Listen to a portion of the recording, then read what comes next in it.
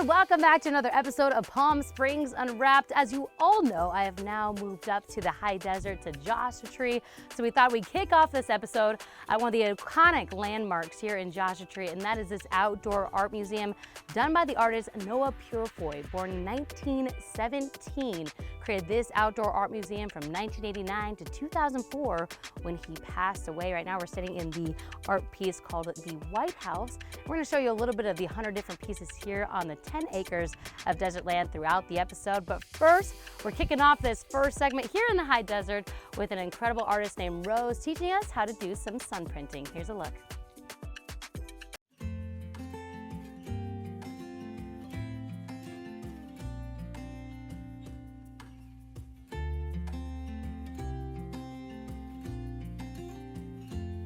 Well, hey, you guys, we are here now at my neighbor's house, now that I'm here in Joshua Tree. Rose, now you are a photographer and artist. Rose, tell us all about this sun printing artwork that you do. Well, it's called cyanotype, and I started doing this back in the 90s in art school. And when I moved to Joshua Tree, I thought, I want to do an art form of my own. So I took a 30-year break, and then I started doing cyanotypes again. So now I'm doing these large format cyanotypes, and I'm so excited to be able to share it with you. And we're gonna jump right into it, and we're gonna coat some paper. We're actually gonna put a UV sensitive emulsion onto watercolor paper, and we don't have to wait for it to dry because I coated some last night. There you go. And then I printed your negatives, and we're gonna take some of my negatives and we'll make a Joshua Tree print and some of your personal prints. All right. Well, how long does this process take from start to finish? Would you say? When the paper's already coated and the negatives made, it takes about 15 minutes for each print. Break it down for us real quick, just step by step. How does it go? So we're gonna coat paper. We're gonna mix an emulsion, coat the paper. We're gonna put it in the drying rack. We're gonna go on a little nature walk because we're gonna do two types of prints today. We're gonna do one that's called a photogram, where we lay organic material on top of the UV sensitive paper. And then we're also gonna do one from a negative. So we're gonna coat paper. We're gonna go for a short walk outside. Then we're gonna come back and we're gonna make a test print. And then we're gonna evaluate what is the best time for our exposure today, depending on the UV index. But fortunately, we have a lot of sun. Yep. And then we're gonna wash it off and you're gonna see your beautiful print, and then we'll make a final print. It's such a beautiful type of art, Rose. And for those that want to have one of these pieces and create their own pieces, they can take a class with you, right? Yes, I'm on Airbnb Experiences, and you can also go to rosephaluphoto.com and you can sign up for classes there. I also do various classes at Las Palmas Arts, and I have a summer session going on at Idlewild Arts. Very cool. Well, go and sign up for her classes. Amazing pieces. I'm going to go home and hang up my pieces as well. We're going to take a quick break. We'll be right back after this.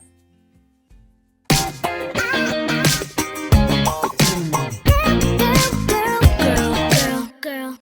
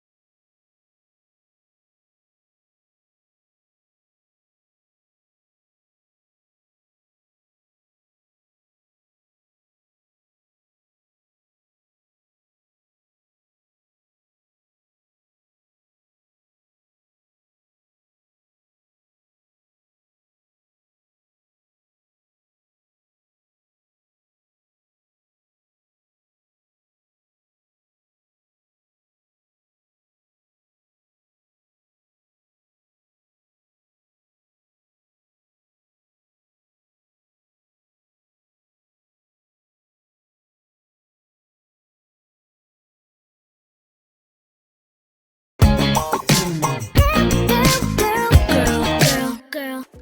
guys, just over here working on my computer. Now we're actually in another art piece done by Noah Purifoy. You just got done watching us create those sun prints. Here is the finished product. Look how incredible that is. Everyone make sure you take a class with Rose and you can take these beautiful pieces home. Cannot wait to hang them up. Now we are here at the Art Museum. We're gonna show you different pieces. Let me take you a little bit of a lap around the piece that we're in right now. Old typewriters, computers, skis, guitars, pianos, all in this incredible piece. Like I said, done by Noah Purifoy. A lot of the artwork done in the 1990s. Now for this next segment, we're gonna go head down back to the low desert, doing a little bit of some golfing at nighttime. Take a look.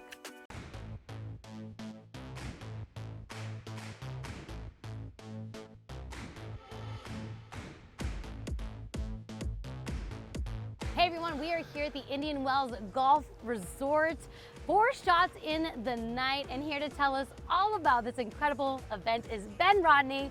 Ben, you are the Director of Sales and Marketing here at the Indian Wells Golf Resort, and I am so excited to talk to you about this incredible event, Shots in the Night. Break it down for us. So Shots in the Night, right? It's really the only evening golf entertainment that you have in the entire Coachella Valley. It is comprised of 2 separate elements. Where we're standing right now is laser putting. So it's comprised of 7 individual greens, which are taken care of. They're real, first of all, and they're taken care of by the same agronomy team that manages our 2 highly ranked golf courses. So what you have here is some really nice putting, but if you look around, you see these giant poles with lasers and lights, and what this is gaming. Okay. So we've gamified putting. You can see that these folks right here are aiming at a blue circle, and it's all run on an iPad. So you can play beer pong with 6 cups, you hit them in there. You can do target practice. There's really a bunch of games you can play. So you and 6 of your friends pay $65 for an hour, get 1 whole green and have a lot of fun, while at the same time you have our incredible barbecue food truck. We have a full bar, music. We do have theme nights during season. No. So we do have a lot of fun here. Theme night, that sounds so fun. Let's talk about the range, because the technology is from Top Golf, right? It is.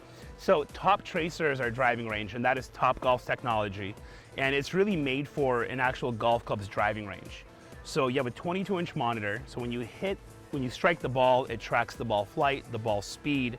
So somebody coming here from, say, a really high elevation, because we're pretty close to sea level, has an opportunity to adjust their game before they get onto the golf course, which, you know, they don't have to throw out the first 2 or 3 holes they play. They can really have a proper experience. Yeah.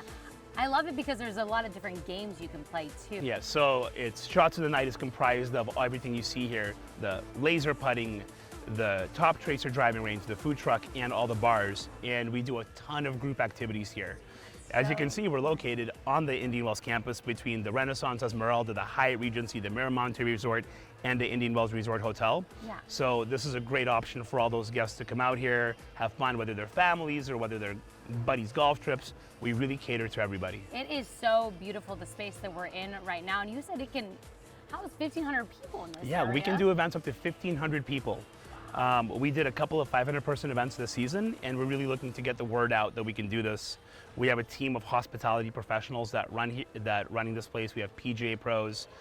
We have event professionals. If you look across the bridge, the lights are out right now, but the white top back there is our pavilion, which is an over 4,000 square foot pace with a 14,000 square foot lawn that we do events for up to 1,000 people out there as well. My gosh. Lots of weddings, if you can imagine. Hidden gem. Yeah, I still need to have my wedding, so I'm going to be looking here. Ben, this is we have to talk. No, we're going to be talking. That'll be a later segment, okay? And I've just got here, but I'm already having so much fun, Ben. Awesome. So excited to get to the range. But remind people how they can get to be a part of this event. Do they need to sign up before? What does that look like? Yeah, no, that's a great question. So the easiest way to register for ticketing is to go to our website, indianwellsgolfresort.com. On the upper left-hand side where you hit the hamburger, we all know what the hamburger is at this point, right? Yep. The 3 lines. It will drop down and there's a Shots in the Night specific page where you can book your tickets. You can check out all of our menus, including group menus if you're doing an event here. Everything's listed there, so you can buy your tickets for however many people you're coming with and come and enjoy. I love it. Well, we've been doing a lot of talking. Ben, you ready to go? Heck yeah. All right, let's do it. Girl.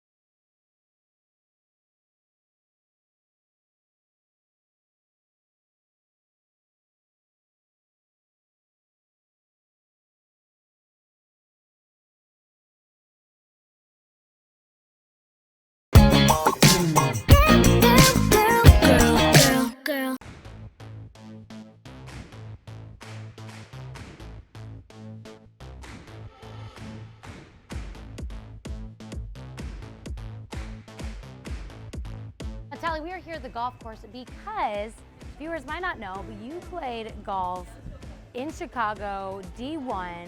Tell us all about your golfing life. I mean, I played golf for, since I could walk, basically. My dad just Really? put a club in my hand. And then I was like, we just kept on going, putting me in junior tournaments, junior everything. And then finally you get to, that point in high school, you're like, I kind of want to play this in college. They just know, like, when you started swinging, like, okay, you got a knack for this? Yeah, and then I was just like, it's all I've known. So, yeah, and it's like how my dad and I would bond. So, yeah. I love it. Well, since she is the D1 golfer, Tally's going to give me a little lesson. Okay. Just shoulder width, basically. Yeah, like let your hands hang and then like put the club in your hand. Yep. Like that? Yeah. Okay. You just want to use your shoulders and your hips like I've taught you to go through with your hips, and basically that's it. See it, Tally. Okay, Little left. I'm gonna go just a few feet shy of that. I think I can do just as far. Let's see, Tally. Okay, someone hit my... Oh, That's, line drive. I was kind of aiming for you know what I mean? That's as long as you're advancing it in golf, I think there's nothing wrong with that. Okay. Okay. Tally time. I like it. Tally, tell us your favorite golf moment in your entire life. What would you say? It'll probably be when I was 11 and my dad and I were playing in a father-daughter, father-son tournament, and I almost got a hole-in-one, and we won the tournament. So No way. At 11, did you guys do that tournament every year? Yeah, we did it every year. It was at the naval base because my dad was in the Navy. So probably, one of the best moments, probably. Your dad was in the Navy? Yeah. Wow. Did you guys travel a lot growing up? Not too much. I think we only traveled probably to Virginia Beach and then back to California. Well, tell your dad thank you for his service. So where are you originally from, Tally? So I was born in San Diego, but my parents were both born in American Samoa. So they both moved up here when they joined the Navy at 18. That is incredible. And then what would you say is your favorite thing about being from California, growing up in California? I think we're very spoiled with the weather here. I went to school in Chicago, like you said, and I learned very early on that people don't get the sunny every day like us. Okay, favorite movie? 51st States. 51st Dates. Yes. I love that movie. Favorite TV show? Oh my God, Breaking Bad. Classic. Favorite meal? Sushi or poke. I would eat those. Yeah, Ooh, if that was the last meal I could ever have. Poke like Hawaii poke without the different flavorings, or the poke of California? Oh, poke of Hawaii, yeah. Okay, all right. Favorite dessert? Just chocolate cake and ice cream, honestly, in any form. Classic. If you could meet any famous person, who would you want to meet? I'd like to formally meet Tiger Woods. I mean, I've met all the other golfers, but I'd like to formally meet Tiger, so. What would you say to Tiger if you met him? I'd probably talk to him about how crazy it's been to think that he's been denied when he was coming up. Yeah. To get into play golf at places, and now he's the GOAT. Who is your hero? Probably my parents. Probably both of them jointly. Is there a quote that inspires you, Tally, or one that you live by? Probably this too shall pass. The favorite thing about working at Palm Springs? The people I work with, obviously, you, Olivia, Tim, maybe Carmela Karcher, Hey, maybe. Arcelin, just our team and us working together really hard. So, yeah. It really is a family here at NBC Palm Springs. Love getting to know you, Tally. Thank you so much for this get to know. Let's finish it off. Favorite dance move? You got one? Oh yeah, I just do the two-step. You know what I mean? Okay, Can't really. keep it simple. I don't really like leave it. out of this. You know There what you I mean? go. Hey, Okay. hey. Yeah, exactly. There's some arm movements. Okay. You're good. You ready to do no some one's more gonna swings? question it. Yeah, let's do Can it. we do another dance? Yeah. All right, guys. Tally's gonna try and teach me how to golf better. We're gonna take a quick break. We'll be right back after this. Tuning in for this.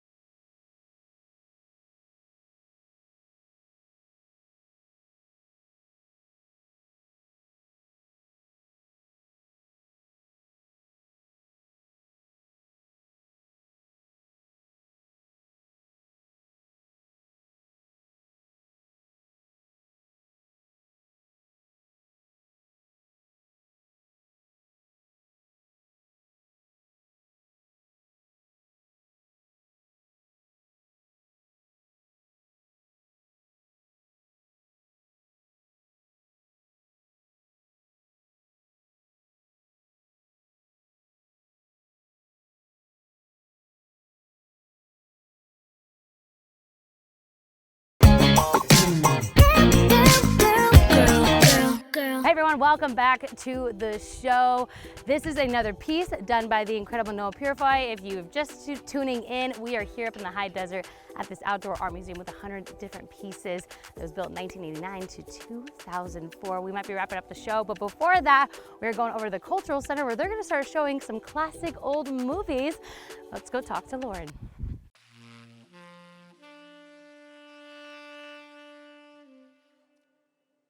Hi, can I get 2 passes for the Film Noir Festival? Some popcorn, maybe some soda pop? Right our way. All right. Perfect. Thank you so much. Thank you.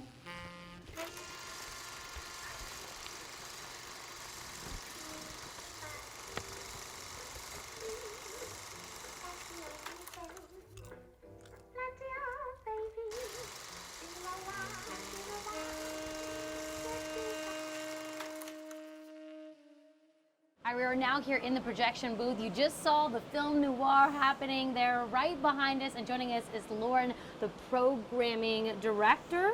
That's is that right? All Yes, make thank you, Chloe. Thanks for showing us the behind-the-scenes look of how this all is put together. Break it down for us, because you got this machine behind you. How does this all work, Lauren? Yes, so we're in the projection booth. So this is where all of the magic happens. And these projectors are actually original to when the theater was built in 1967. Wow. Yes, so it goes right up here. Okay. This is all the sound mechanism, and then it travels through here, and we have the projection lamp. Whoa. And then it reels back down here. So a film will have several reels, and every 22 minutes they have to change it. That's why we have the two projectors. Why every 22 minutes? Is that just? That's just because that's really only the length, because it's physical film. So even these big reels, it can only hold so much. So you have to keep changing it, and they're gonna be working it's like a dance. So once this is finished, the others load it up and they move over and start the other one, and they come from 2 different directions through the windows. Have to time it perfectly, right? Yes. So you don't throw off the movie that they're watching? Yes, there's a real art to it. Talk about what's happening prior to the Film Noir event. Tell us about that. Yes, so the week before the Film Noir Festival, the Secret Movie Club, which is based in Los Angeles, they're coming out for their second 70mm Palm Springs Getaway Festival. So they are showing 3 films on 70mm. They're going to start with Paul Thomas Anderson's The Master. That's on Friday. And then on Saturday night, it turns out there is only 1 rare archival print of Titanic on 70mm in the world. It was from the Paramount Archives. Oh my gosh. And that's going to be airing That's going to be here on Saturday. And on Sunday at 2 o'clock, they are showing 2001: A Space Odyssey on 70mm. Well, we are now joined by Michael. You are the executive director of the Palm Springs Cultural Center. You guys have been doing this event, Michael, for 23 years. It's May 11th through the 14th. So break it down for us. Remind people, what is the Film Noir event here at the Cultural Center? Sure. This Film Noir program was actually started locally. Arthur Lyons, who was a big Film Noir fan and also a Palm Springs City Council member, started the festival and really got it going. It took off, and it's been going ever since. What types of films are people getting to see at this event? Largely black and white films from the 40s and the 50s. Some of them will be restored films. Many of them you can't see anywhere else.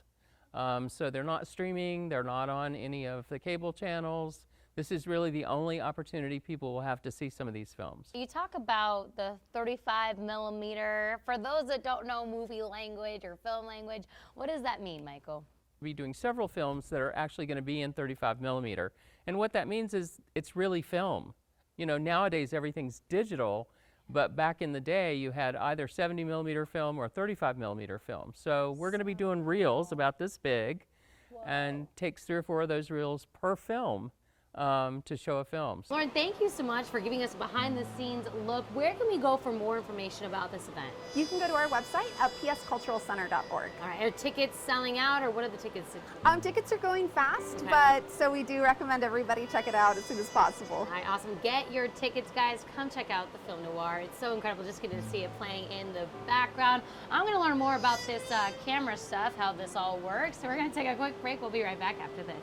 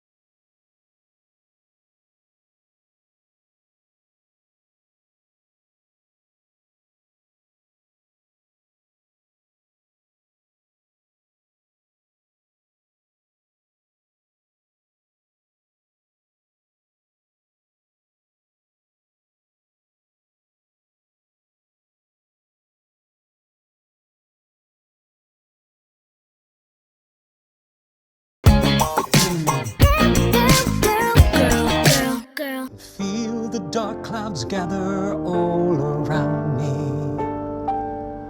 I sense a change is coming very soon. Sadness has a way, it always finds me. I can run, but I can't hide or escape what lives inside. And no matter how I try, it will remind me. Well, as we said, everyone, this is the one and only singer, songwriter, producer, artist, the one and only former Broadway performer as well, Steven Skills. Steven, thank you so much for coming on the show today. Thanks for having me. Nice to meet you. Yes, let's kick it off by just going back to where you started, because this is incredible. You were on the West End, the 9th longest running show called Starlight Express. Yes, we actually moved it to Germany, and it was a international company from 30 different countries, artists from 30 different countries, actors. Wow. And so we all arrived in Germany, and I didn't realize when I auditioned for it, I was auditioning for something else, and then out of the blue, they called me in for this, and I did it, and I got the role. And then they told me the last minute, you're gonna be singing in the entire show in German, and you're gonna be skating. And I never spoken German before, and I'd never skated before. Which is incredible, because I went to add in, you weren't just playing a character, you played the lead in this show, right? Tell us about your character, Rusty. The character, you know, it was based on, loosely based on The Little Engine That Could, but there was a real spiritual element to it. And the Starlight Express represented like God or higher power or light. And so once I was able to, as an actor, to take it into that realm, it gave me more to play off of. Yeah. And I'm the youngest of 10 children. We were very dirt poor, very severe poverty. Okay. And I always dreamed when I was a little boy, I would always look up into the stars and say, help me to get out of this life, and I want something better for myself. And the Starlight Express sort of represented that, what I had prayed for as a little tiny boy. So it was sort of like a full circle moment. Yeah. And through the show, he's always crying out to the starlight, which is the light, the higher being, the higher power, to give him the strength and the courage to be fully and completely who he is. So really, this, in a way, isn't acting as much, because it really kind of felt a part of your story, playing this character. It actually was a part of my story. We're talking about your family life, so I think I want to kind of transition into talking about that a little bit. Sure. You have this documentary coming out telling us a little bit about your story. Mental health is a big part of your family past. Can you dive into that a little bit? Yeah, the documentary is called Becoming Whole, but there's 4 generations of mental illness in my family. My grandfather, my father, I experienced some, and then I have a niece and a nephew that both are struggling as well. My father suffered from paranoid schizophrenia, was an alcoholic, and he died very young at 41 years of age. And I struggled a lot through it started coming through probably when I was around 18, 19 years old. And my life as an actor, it's a roller coaster ride, being an actor and being an artist, and then suffering with this mental illness. But and it's a disease like any other disease, but people don't quite understand, and I think people are so frightened of it that it kind of gets a bad rap. So it's important to me to, anytime I get a chance to really spread the message and talk about my journey. I felt shame for a long time, and now I'm like, I don't feel shame. I feel like I'm a warrior. Yeah. And I feel like I've survived a lot in order to still be here. And part of your story is all your songwriting. You have several, how many albums do you have, Steven? 5 albums. 5 albums, and this is your newest one.